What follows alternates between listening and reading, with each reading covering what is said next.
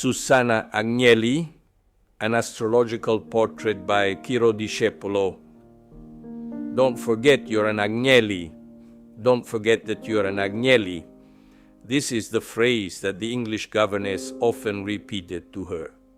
This determined for Susanna Agnelli to rigidly refer to a behavioral atoll in a very Anglo-Saxon style, speaking without ever raising the tone of her voice, not running in the street, changing before dinner, not eating any food between meals.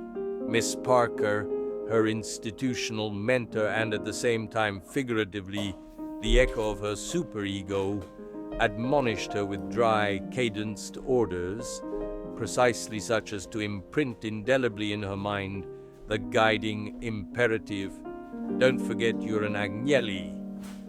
Just as the thoroughbred of a prestigious stable is covered as soon as he sweats, and the ace of the football team is sent to bed early, so for this future heiress of part of the Agnelli empire, an appropriate education was chosen, appropriate to the name she bore. There is therefore a Miss Parker in Susanna Agnelli's Passet. At the seaside, 10 minutes with her belly up, and 10 minutes with her belly down, 20 minutes in the water, and at the signal of the whistle, you had to come back up. If you pretended not to have heard, the next day, no bathing. This training with the whistle is of primary importance in the economy of the life of the former Republican deputy. Yes, because he himself has the ascendant in Scorpio and the moon in Aries, which are the antipodes of this way of behaving, since they would have required instead a great freedom of movement, a modus vivendi more in tune with the age of those days, a wider space for feeling. Miss Parker, on the other hand, was for her the moon sat in opposition, a key point in her birth chart erected for 9 p.m. on April 24, 1922 in Turin.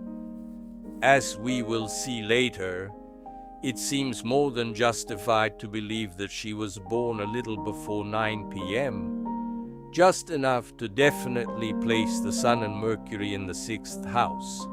As was said, the Moon-Saturn opposition certainly constitutes the starting point in focusing on the chart in question.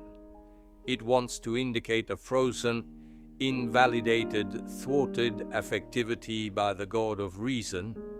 You can realize this by reading her biography book, that won a Bancarella Prize, We Dress Like Sailors. From these 4 fundamental points can be extrapolated. Her mother appears distant, fascinating, unreachable. Her father is rarely present and dies suddenly in a plane crash.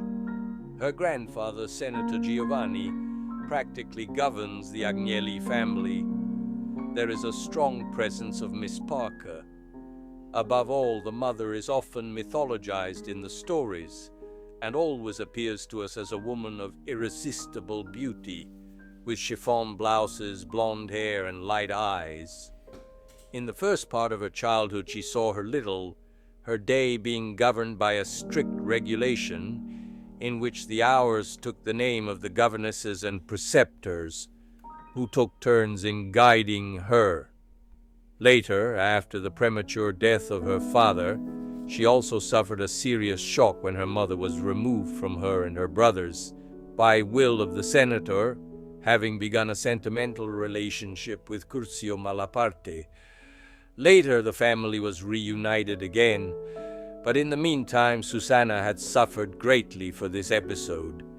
Yes, because even the rich suffer, and even if ours never knew the squalor of a poor childhood, she still had to live her Saturn, which, representing the pole of interior growth, was no less cruel than in other times.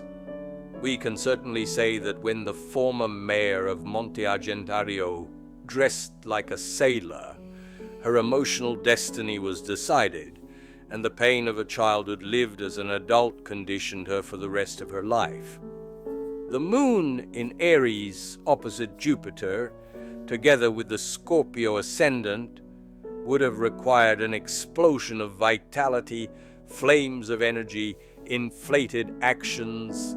Instead, a Saturnian veil was drawn over her impulsiveness, and the young Agnelli had to reverse the natural rhythms of life, reserving for her 20s the warmth and color of a childhood she had never enjoyed. In fact, between the ages of 18 and 23, Susanna Agnelli's biography is an anthology of fiery days lived at the pace of a running locomotive, from which emerges above all a great desire to live, a typically taurine peculiarity. It was said before that the Sun and Mercury should be considered in the 6th house, and there can be no doubt about it if we consider that the favorite sister of the lawyer, Gianni, enrolled in a professional nursing course at 18 and then took up service as a Red Cross nurse throughout the war period. She was also on several occasions on the hospital ships that shuttled between Naples and North Africa to recover our wounded. In those days they called her Miss Fiat and often accused her of playing at being a lady of mercy. Even today, some describe her, in relation to her activity as mayor, as a lady of charity with a tricolor scarf. Judging from the horoscope, however, one certainly gets a more positive judgment since one can detect nursing values. Sun and Mercury in the 6th house, Venus dominated by the descendant, Uranus dominant in Pisces. It is not possible here to describe the fervor with which she lived the war years, but suffice it to say that precisely at that time, something in her was unblocked, and there was a first emancipation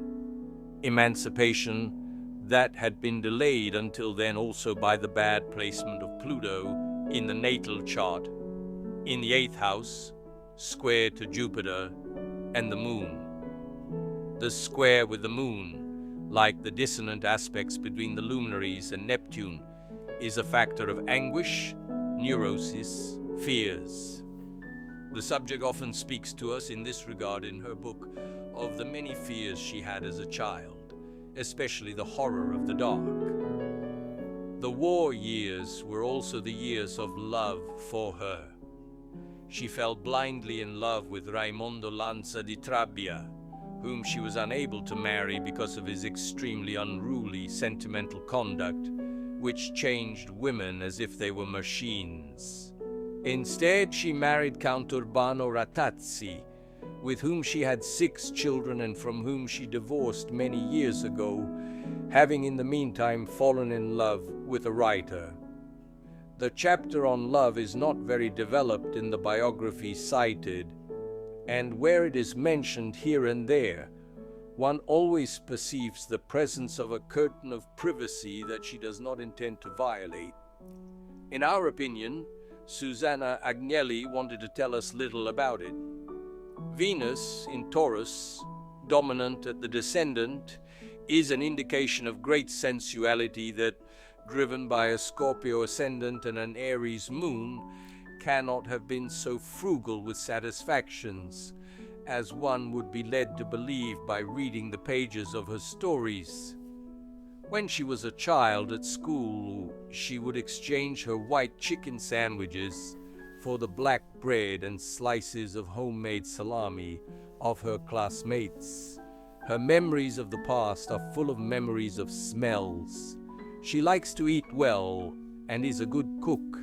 The sensual side is therefore very accentuated in her, and for this reason we think that she has not told us the whole truth about her love life. However, Taurus values have been reified, especially in her love for nature. Very well known and praiseworthy is, for example, the fierce fight that she has been waging for years against the destruction of forests due to fires. Another interesting aspect of Suni Agnelli is given by the location of Jupiter in the Radix horoscope. It is on the cusp of the 11th house, and should certainly be considered in the 11th for what was said before. Its meaning is important external support, influential friendships, decisive protections. As a girl, when she decided to become a Red Cross nurse, she took advantage of a prestigious friendship to overcome the obstacle of age, which would not have allowed her to enroll in courses. Later, she decided to take the final exam in a few months, but she was 21 years old, and for those who had not regularly attended the previous school years, it was necessary to be 23 years old. The obstacle was overcome by having Parliament approve a special law that allowed her to take the exam, and so it was. In the past and still today, every time a door closed in front of her, there was a phone call that made it reopen. Perhaps today the subject uses this privilege more to solve the collective problems that he takes care of rather than his own. However, it is still a not at all negligible advantage, which also orients his psychology in one direction rather than another. From this, we think her lack of critical sense in relation to will arises. Mars in Sagittarius, isolated. The position of the same star in the second is not clear, however. It could mean both excessive expenses and the daily effort that she makes today to obtain funding for her municipality. Only she could enlighten us on this matter. Finally, we should point out her Uranian dominant at the bottom of the sky, a dominant that announcing important turning points in the second part of her life. In addition to the tragic death of her father and the sudden weaning achieved by enrolling in the Red Cross courses, is to be understood as related to the unexpected political interest that, a few years ago, made her join the ranks of the Republican Party and made her a candidate for the post of mayor of Monte Argentario. Ciro Discepolo, taken from the book Toro, Blue Diamond Publisher, 2,128 pages.